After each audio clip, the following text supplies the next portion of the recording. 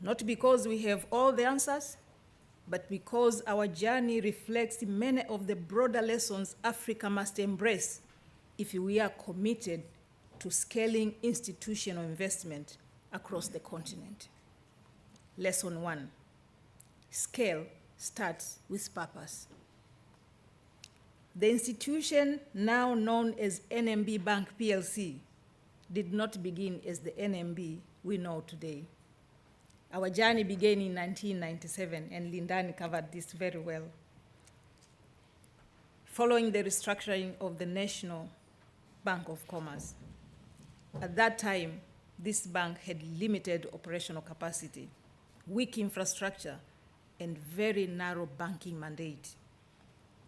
We began with only 97 branches, approximately 600,000 customers, and deposits were just about 150 billion Tanzania shilling. That is just about $50 million today. Few would have imagined then that this institution would one day become one of Africa's top 100 financial institutions. But transformation rarely begins with perfect conditions. It begins with vision. It begins with courage. It begins with discipline.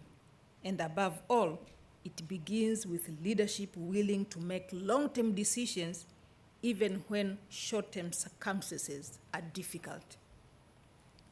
In 2005, the government of Tanzania privatized this institution through a strategic investor consortium that was led by Rabobank. In 2008, NMB was listed on the Dar es Salaam Stock Exchange. This was more than a corporate event. It marked a transition from a state-owned institution to a market-driven, publicly accountable, and professionally governed financial institution. That transformation fundamentally changed the bank's ability to attract capital, secure partnerships, and build investor confidence. But perhaps one of the defining chapters of our modern transformation began in 2020. At a time when the global economy was facing uncertainty due to COVID-19, declining margins, and operational disruptions, NMB made a strategic decision not merely to survive the crisis, but to transform through it. And I am humbled and grateful that it was during this period that I assumed the role of CEO, becoming the first Tanzanian to lead the bank since it was privatized. We launched our medium-term plan, 2021 to 2025, with a clear ambition to transform NMB into a purpose-led, performance-driven organization. Our strategy was focused on 3 key pillars: deepening financial inclusion through relevant solutions and compelling customer propositions, driving operational efficiency through investments in people, systems, and technology, and repositioning NMB as a future-ready, future-proof bank through digital transformation, innovation, and strong governance. But we all understood that strategy alone does not drive transformation. Execution does. As a result, we accelerated investments in 3 critical areas: people, technology, and governance. On people, we focused on building a strong performance culture, ethical leadership, and talent development. In technology, we invested more than Tanzania shilling 230 billion in digital infrastructure, cybersecurity, automation, and data capabilities. Today, more than 94% of transactions by volume, they occur outside the banking halls through alternative channels, agents, ATMs, mobile banking. Yeah, we also have moving branches. We call them bank on wheel. All those, form part of the alternative channels. Our agent networks grew from just 8,000 in 2020 to about 75,000 today. bringing formal financial services to thousands of villages in Tanzania. Our customer base also grew from approximately 4 million customer accounts to over 10 million currently, which is the largest customer base in the Tanzania banking sector.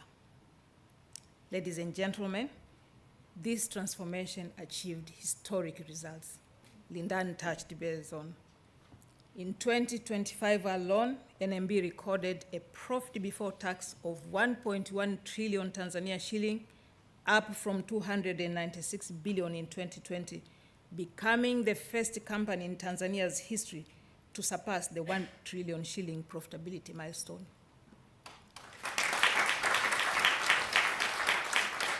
Over the 5 years period, total assets grew 140%. Loans and advances grew 160%. Deposits more than doubled to 12.6 trillion. Importantly, this growth was achieved while maintaining very strong asset quality. Our non-performing loan ratio is currently at 2.5%, down from over 7% before 2020, but our cost-to-income ratio reduced significantly to just about 37% from over 60% years before 2020. The cost-to-income ratio of 37% actually positions NMB among the most efficient banks in Africa. But perhaps what makes us most proud is this. This transformation is not about profitability or balance sheet growth. It is about impact. And this brings me to the second lesson. Lesson 2. Capital must move beyond balance sheets into the real economy, because capital only matters when it reaches the productive sectors of the economy. Over the past 5 years, NMB disbursed approximately 28 trillion in financing across the Tanzania economy. This financing supported households, agriculture, manufacturing, trade, energy, infrastructure. Beyond financing businesses and households, the bank also participated in major national infrastructure projects, including transport and strategic development initiatives, such as the standard gauge railway and road infrastructure. And this is important because infrastructure remains one of Africa's largest constraints to development. And it is an area where African financial institutions must evolve. Banks cannot simply provide loans. We must help structured transactions. We must help the risky projects. We must serve as bridges between global institutional capital and local economic opportunity. But beyond business performance, NMB contributed approximately 2.7 trillion in taxes over the past 5 years, and we invested heavily in healthcare, education, youth empowerment, and environmental sustainability.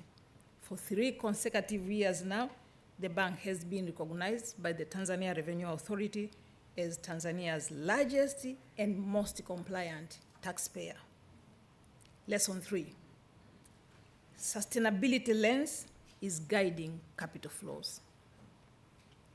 The future of capital is increasingly linked to sustainability and inclusion. We are proud to have pioneered Sub-Saharan Africa First Gender and Sustainability Bonds, the Jasiri and Jamii bonds. These 2 bonds, Jasiri, which was a gender bond, and the sustainability bond, mobilized a combined Tanzania shilling 474 billion.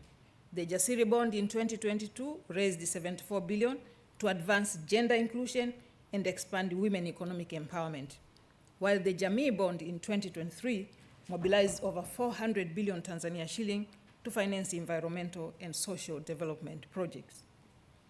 Together, these landmark issuances demonstrated a defining principle that African capital markets can deliver both scale and measurable impact.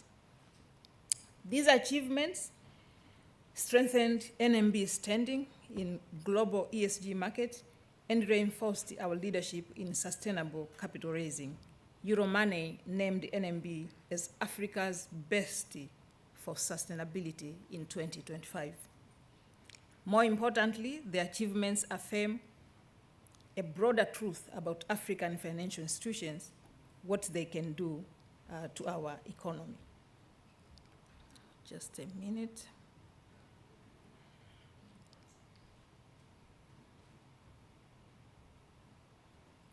Excuse me, my technology is...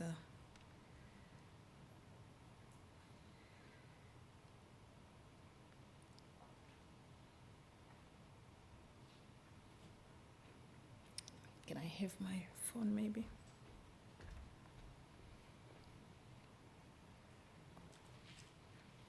There we go. 1 minute.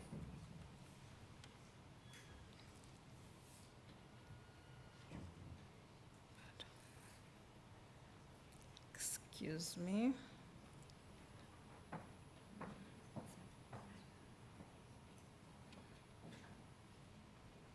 Okay, so most importantly, the achievements affirm a broader truth that African financial institutions can lead with purpose, mobilize capital at scale, and generate enduring, sustainable impact.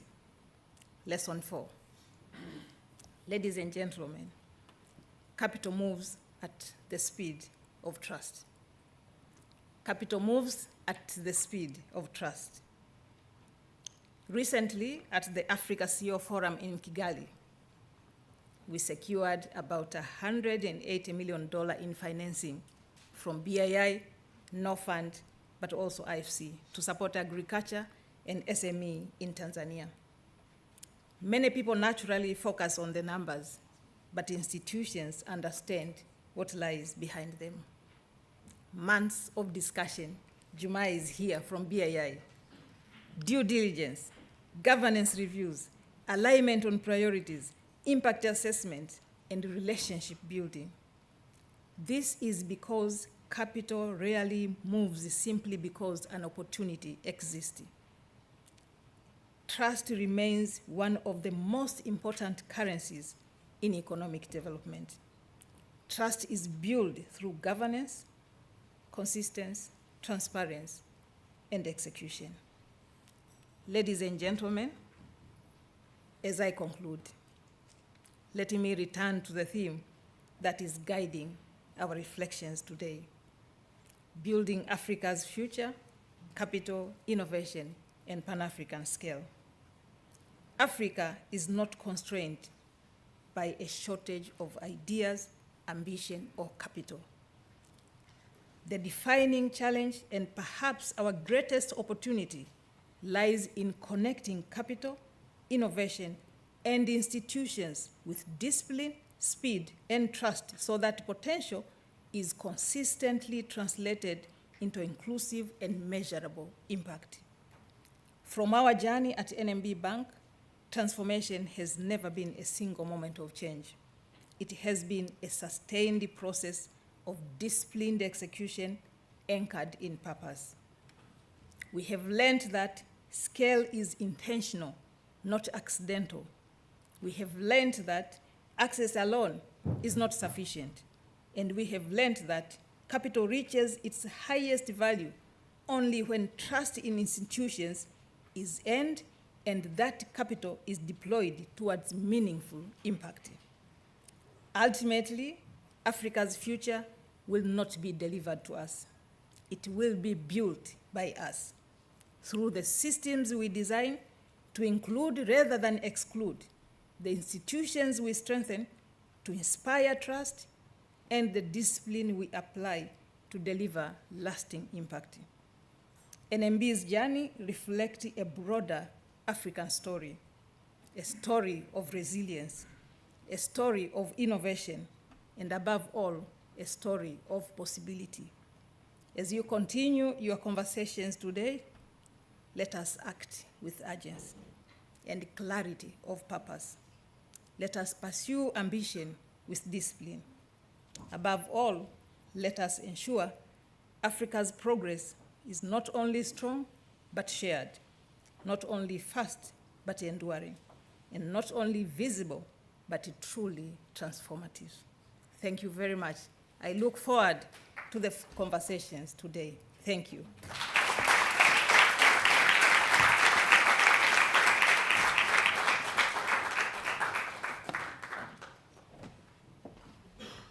Sorry, Ruth, before you sit down, we would like to just hand over a small token of our appreciation for delivering that remarkable keynote address. So if I may call you back to the stage to please receive this small token of our appreciation.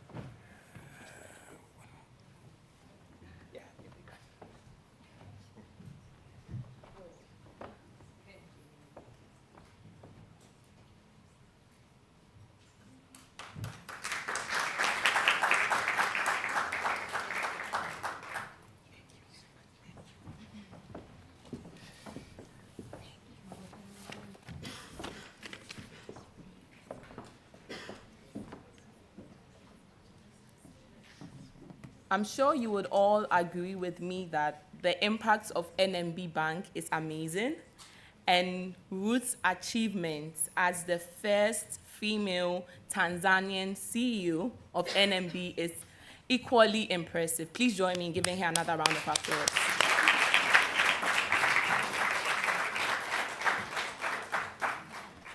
So as I was sitting down listening to Ruth, there were 5 key takeaways that I took from her speech.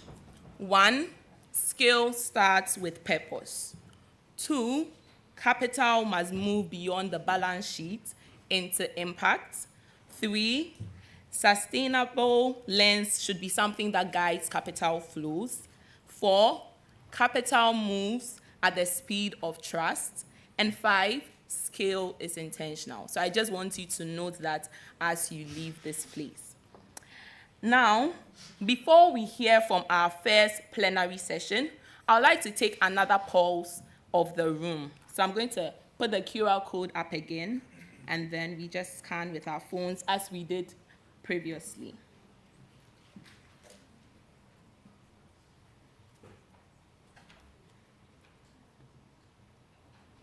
So the question here on the screen is, which statement do you agree with most?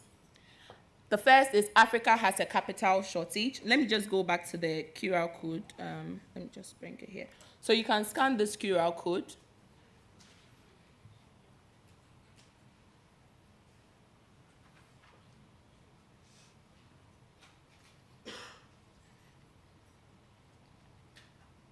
And then the first is Africa has a capital shortage. 2, Africa has capital but is not being allocated effectively. 3, Africa has capital and opportunities, but lacks investable structures. And 5, Africa's challenge is not capital, but execution. Interesting, we have a number of people responding. Seems like we have a number of people going with the third option. Africa has capital and opportunities, but lacks investable structures. And that brings us perfectly into our first plenary session of the day. So in this room, we have institutional investors, including pension funds, sovereign wealth funds, insurance companies, and development financial institutions that control billions of dollars in assets. Yet, a relatively small proportion of that capital is deployed into the sectors and businesses that can drive transformation across Africa. The questions I have for you today as we go into this plenary session: how do we unlock more of this capital? What barriers still exist? And what would it take to build investment ecosystems capable of supporting African businesses at scale? Please join me in welcoming Lindani and our distinguished panelists for the topic, Mobilizing Capital for Africa, Unlocking institutional investment at scale.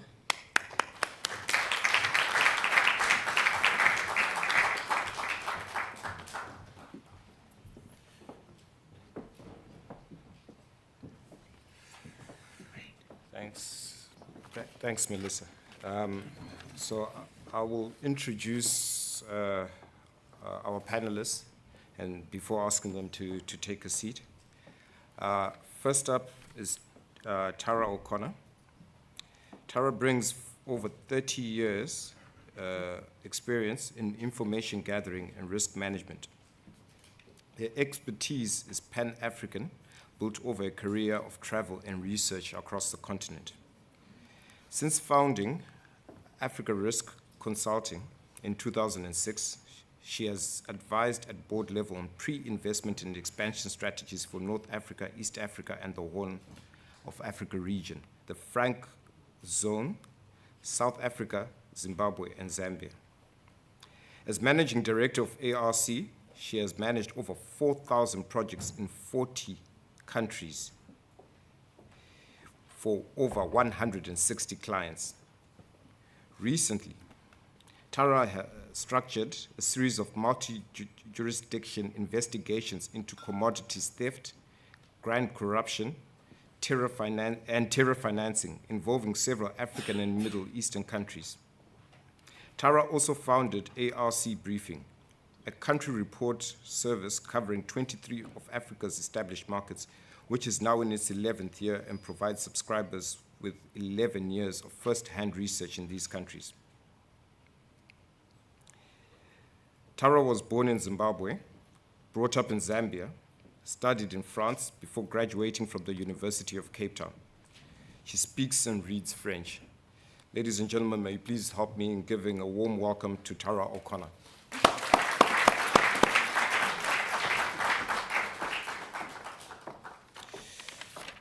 Our next panelist is not new to the halls of Cambridge. Alex Opong is responsible for infrastructure and natural resources research coverage on the private markets research team at BlackRock. His research covers global fundraising, deal-making, and performance trends across energy and utilities, transport, and digital infrastructure. With 11 years' experience in financial services, Alex previously worked as an equity research analyst at Bank of America, covering global metals, mining, and steel. His experience also includes roles in investor relations at Intertech Group, positions in Citigroup's sovereign credit underwriting and corporate banking divisions, and he did his graduate internship in portfolio risk and in portfolio risk at the European Central Bank in Frankfurt. Alex holds a master's degree in finance from the best school in the world, He was born in Ghana, grew up in Italy, and has been in the UK since 2008. Please help me in giving a warm welcome to our son, Alex Opong.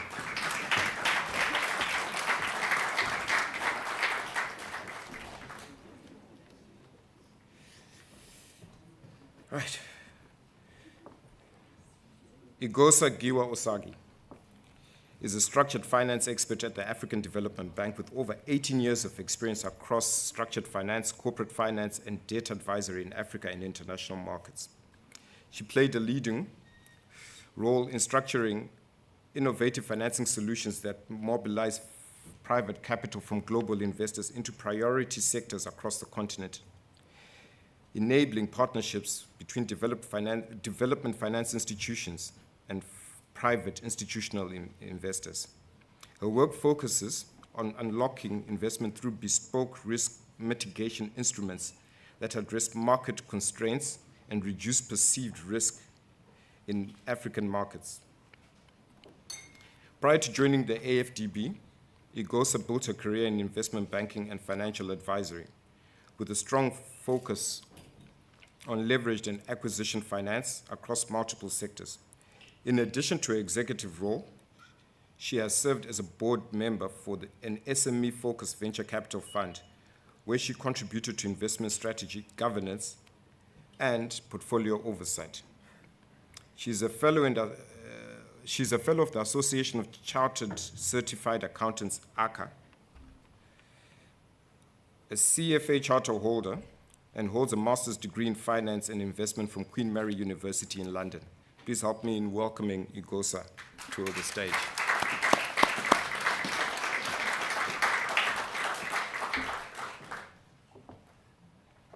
All right, coming to the end. Jumai Mohammed is an investment director at BII, the British International Investment, the UK's development finance institution, where she leads debt and capital markets and investments across Africa and South Asia. With over a decade of experience in impact investing and financial markets, Jumai specializes in structuring and executing complex transactions across banks and non-bank financial institutions, including senior and subordinated debt, trade finance, and local currency capital market instruments. She has led landmark transactions that have mobilized both domestic and international capital into underserved markets, supporting financial inclusion, SME growth, and climate resilience.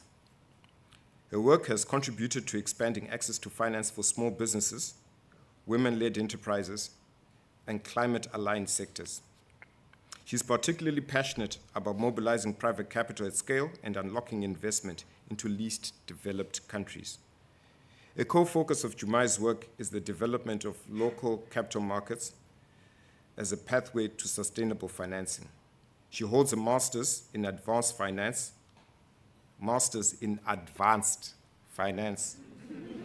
from IE Business School in Spain and a bachelor's degree in economics from the University of Ghana. Our last panelist on this panel, Jumai Mohammed.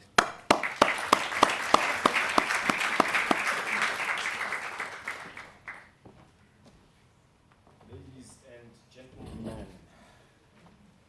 thank you very much for making the time to be with us today. I think to get the conversation going, Tara, you've been around. Got the grey hair to show it. You've been around the block Yeah. for quite a while.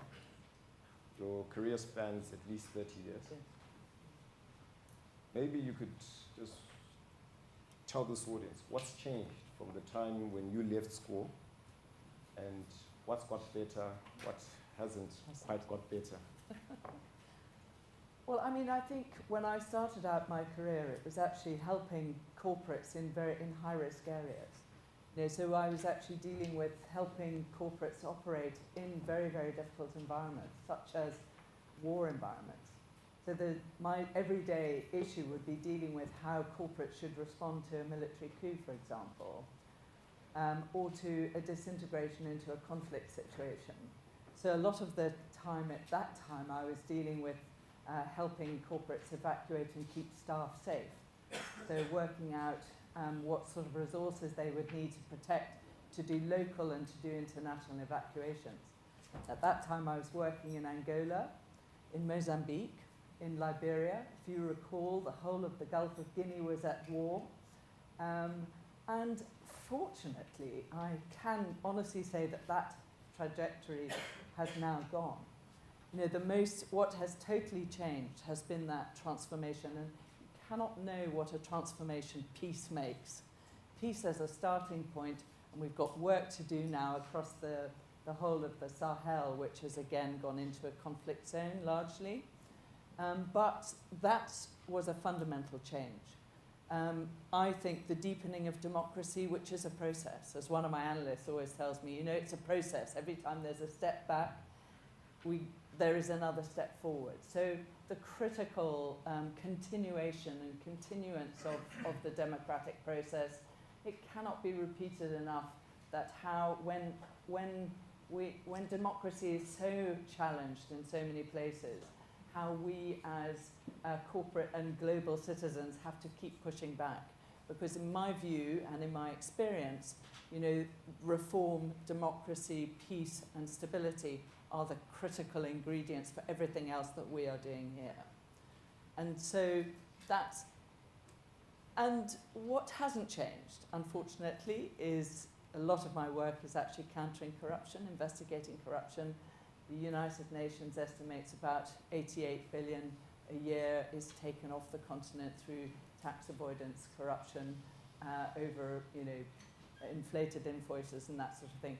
And again, as professionals, we all have to fight that at every level. That same 88 billion could actually fill the infrastructure gaps that we were talking about earlier. Certainly the energy infrastructure, 80 billion is what's required for energy sector development right across the continent. But what we've actually just heard is the other fabulous thing that peace and stability and development bring, is a recognition of what an understanding of the real economy is all about. And what I talk about, and which I talked to some people last night about, is the sachet economy. And I shall just give you one example of a project that we worked on that actually shows, what's absolutely critical to understand about our market, is that real understanding that we're beginning to see right across the continent of the true understanding of what the market offers. And that is totally new, completely understanding, the purchase power of, the bankability that we have to, the understanding, bringing the unbanked into the banking system. One of the projects I worked on was Promissador, which was actually a private equity company, South African private equity company, going in and acquiring a number of companies, creating a single Pan-African unit, which over a 10-year period then led to an exit, a private equity exit that valued the company at 1.5 billion. So creating billion-dollar companies, billion-dollar Pan-African companies is now, with what's new, is now an everyday occurrence.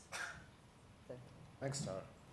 So maybe I would want to shift the conversation slightly from your lived experience and maybe bring it now to some hard data. So Alex, your research tracks where institutional money actually goes in private markets. How much of it is finding its way into Africa, and which sectors does it go into? And does that match whatever flows we're getting? Does that actually match the fundamentals, or at least what the fundamentals should suggest? So that's a very, can you hear me? Yeah, that's a very interesting question. If you look at where institutional private capital goes, Africa is still a relatively small part of the pie. So when we look at private market AUM, we're currently around 16 trillion, and 0.4% of that is allocated to Africa. So that's roughly 59 billion, and is spread across different asset classes. So private equity is around 43%, 25% in infrastructure, 15% in VC, and the rest is spread across different asset classes like debt. So within the 59 billion, around 20% is dry powder, so basically capital that can be deployed immediately. So that's around the 13 billion. So there is relatively capital out there to be deployed into investment. And the fundamentals are relatively strong, because in the past 15 years, the population of Africa have grown from 100 million to 1.5 billion, and it's predicted to grow even faster. So the story is there, the capital is there.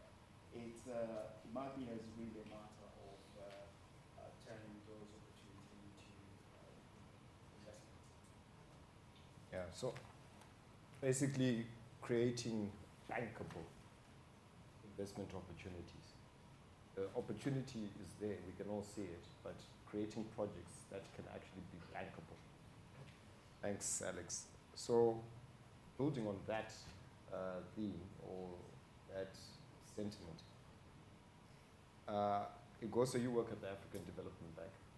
You carry, or the institution carries a AAA rating, and you use the balance sheet to mobilize capital and deploy it onto the continent.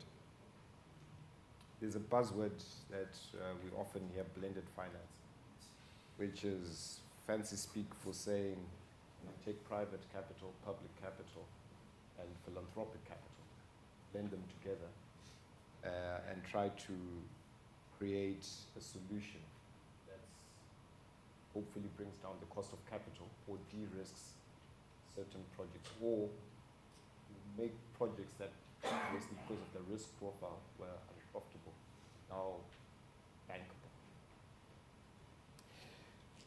Do you think that this approach is actually working? Is it delivering for us? Or are we just tinkering at the margins?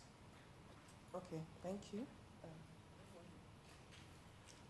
In terms of blended finance, I would say yes, blended finance works. Because as an institution, I work in African Development Bank as well. There are various tools that we deploy that will give rise to blended finance transactions over time. So we won't look at blended finance in terms of how much it has served African continent in general, but we'll look at it as in relation to how it has helped unlock markets that investors would normally not have gone to without these tools that I will speak about.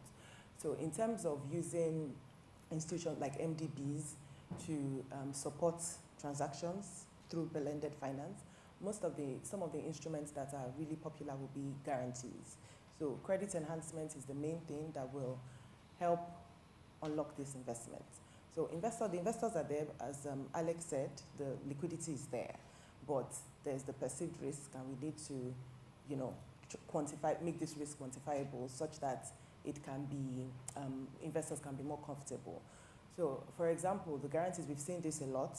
We have the guarantee instruments across all MDBs, World Bank, IFC, Asian Infrastructure Investment Bank as well. Most of all the MDBs use the guarantee instruments, and now more than ever, it has become very popular because sovereigns and even private sector are tending to see that when there are guarantees backing their projects, then investors are coming in, the capital flows in.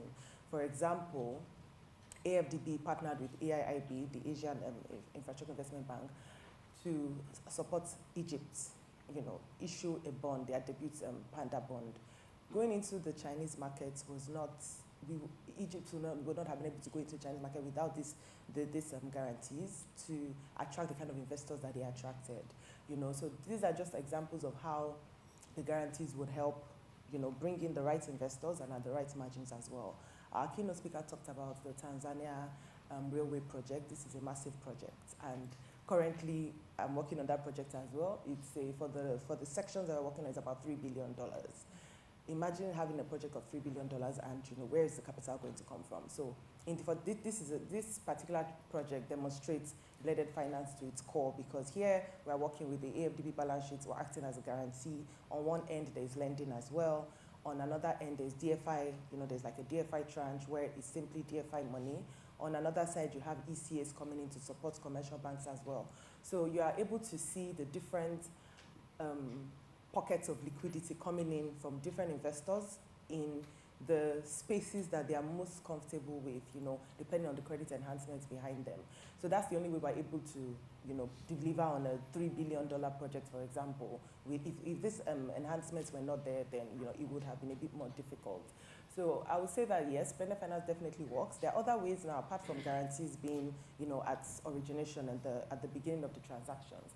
Sometimes even for seasoned projects. So when you have international, like the US pension funds, asset managers and co, they are not paid to take unknown risks, So some of them will wait until the assets are seasoned, in the sense that the projects have been onboarded and on the books of certain institutions, and then they can be brought in to take the risk through different tools as well. Risk transfer instruments, a number of synthetic risk transfer instruments that can be used, such as securitizations, where you bring the assets together in a bucket and track them according to their different risk levels and sell them to certain investors that are able to take those risks.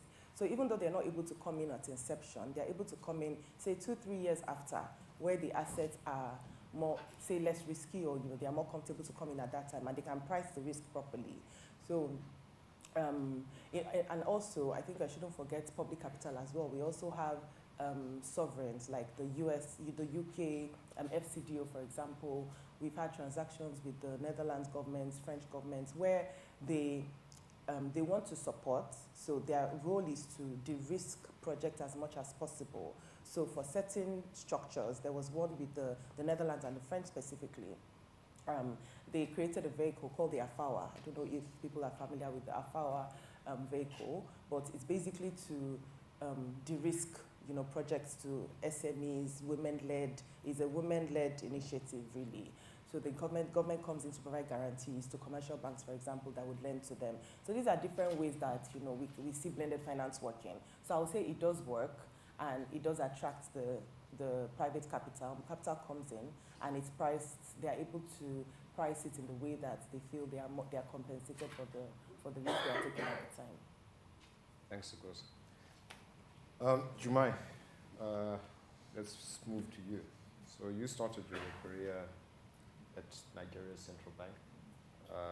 Before you worked with private capital, building oncology centers on the continent. And now you lead BII's investments across Africa. And congratulations, by the way, on the NMB deal for that. Yours is a rather unusual journey that gives you considerable insight into the topic we're covering today. What does this unique experience tell you about what Africa actually needs from the global capital system? What does the system keep getting? It's a loaded question. I think in terms of my experience and how it contributes to that, the benefit of working with a central bank is you get that top down, you get a view of the macro risk.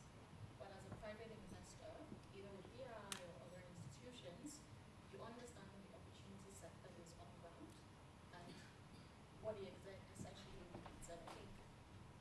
Thank you very much. I think maybe just to start off with your last question on what is the problem, I think that helps us answer what does Africa need, at least from my perspective. I think the problem, I would narrow it down to two things. One, it's the perception of risk of Africa. People genuinely see Africa as a large cluster. It's a single country in a lot of people's minds, and you will be surprised because I've had to tell an investor where Tanzania is on the map. I've literally had to do that, and I think that was my last that was the week I gave my notice because not the right place to be. But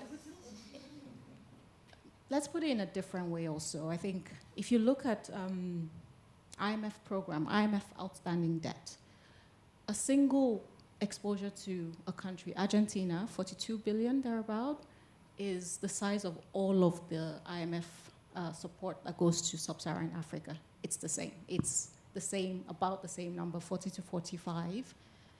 You look at Argentina, that has been a serial defaulter, has had a lot of restructuring. Apologies if there are any Argentinians in the room.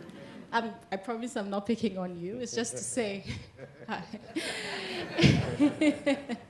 It really is just to say that the pricing of risk, Argentina today, I think, issued a bond in February this year. The yield was about somewhere in the 5%, thereabout. It's a CCC rated country. You take a lot of the sub-Saharan countries, Nigeria, Angola, Benin, a lot of them have been to market this year, actually with better ratings.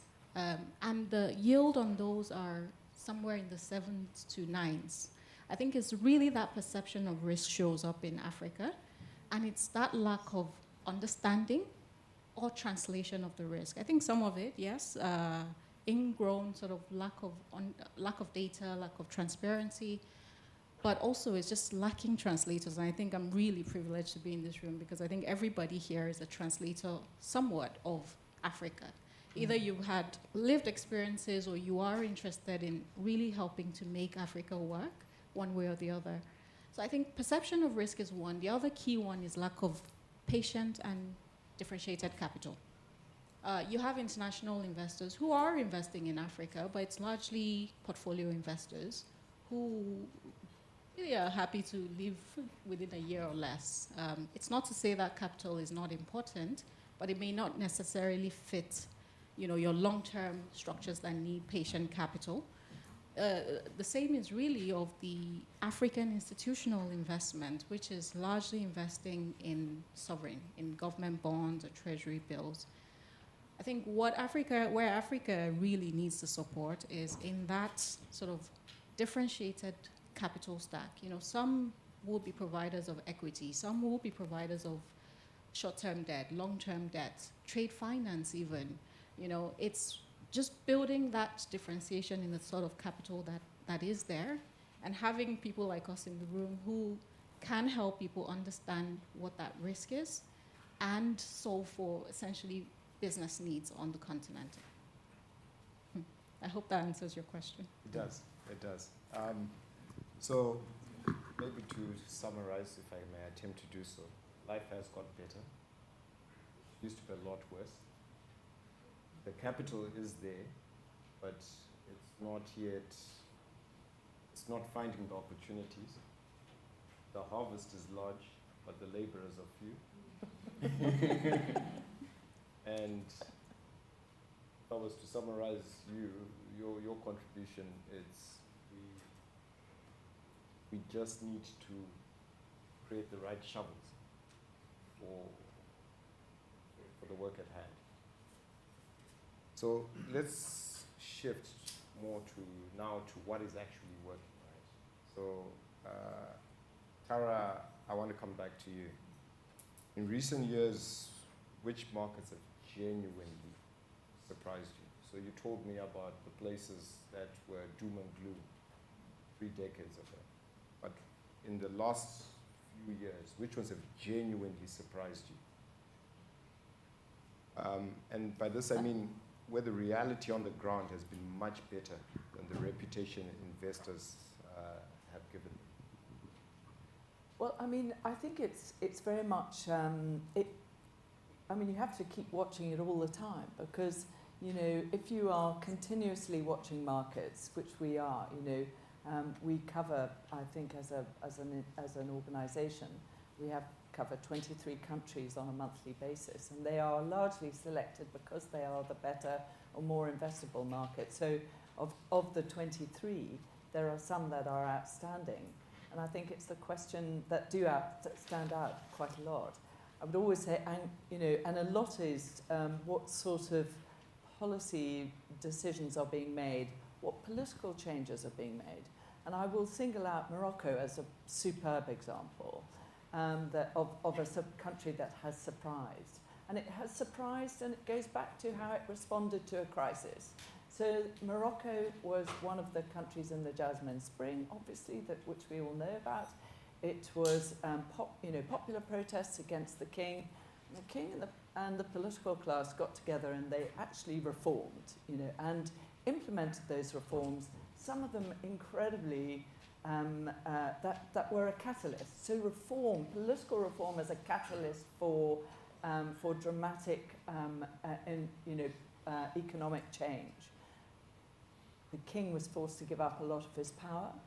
Critical power were monopoly, that he had a whole load of monopoly control over lots of businesses. Another part of that change was political change was how Morocco looked at itself within its context and became more Africa-focused. They determined to have 40, I think, diplomatic presence in 40 countries over a period of time, and shifted their investment decision-making to the rest of the continent. So we've actually seen the impact of Morocco's turning its focus southward. And at the same time, it has invested hugely domestically in its own economy, and the result is very plain to see. It's not only a very investable country, but that practical response, there have been recent protests again that have renewed, and possibly the next step for Morocco is to focus on a bit of social focus on healthcare and that kind of thing. But definitely as a destination for investment, it's been transformed since 2011. Other countries, I would say, look at Nigeria, even in the last while, under Bola Tinubu, has actually taken very difficult decisions and transformative steps, that have reduced debt and have actually made Nigeria. Again, I will always argue for Nigeria because you can't argue against 200 million potential consumers. And two of my co-panelists as well. But that is, other countries, again, I would look at the country's policy, how they respond to crises. I would say Kenya is a country that has responded to a crisis superbly. I think South Africa at the moment with its government of national unity is how do you respond to a crisis, and that obviously has a knock-on, has a great impact on the economy. So I'm speaking from a political risk point of view, and that would be my answer. Yeah. So when dry bones are mentioned in a joke, the old lady laughs uneasily. So when Argentina was mentioned, the Zimbabwean sort of shriveled into a corner. So Alex, maybe just shifting it slightly. You're my numbers guy. There's a lot of talk about digital infrastructure, talking about data centers and the like. And that's attracting serious capital globally. Based on Africa's demographics, I would say that there's actually a very compelling business case for investing in digital infrastructure on the continent. Is the money actually flowing to that opportunity, or is the story running ahead of the numbers? Yeah, that's a very good question. Because obviously everyone is hearing about hyperscalers wanting a lot of money to get into AI infrastructure in general. Talking about around 800 billion just coming from the hyperscalers and other areas as well. And when we look at Africa, I think we definitely have an opportunity there. It's an opportunity for African countries to really come up with their own fit-for-purpose models rather than actually just copying a solution that's already being used elsewhere. Because the technology is changing very rapidly, and there's a risk that we end up adopting